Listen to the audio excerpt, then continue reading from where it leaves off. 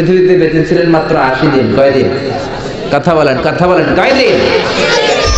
এই সূরা নাজিলের পর বিশ্বনবী বলতেন অকদ নুঈতু ইলা নাফসি, আমার আত্মার মধ্যে বারবার রব্বুল আলামিন এই তথ্য দেয় আমি আর বেশি দিন বাঁচব না।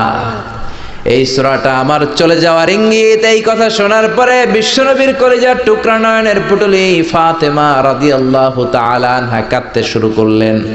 বিশ্বনবী বললেন, ও ফাতেমা কেঁদো না, ইসবিরি ইয়া ফাতেমা, ধৈর্য ধারণ করো ফাতেমা, ফাইন্নাকি আউয়ালু আহলি বাইতি লিহাকান বি, কারণ আমি মরে যাওয়ার পরে সর্বপ্রথম তুমি আমার সাথে সাক্ষাৎ করবে রে ফাতেমা।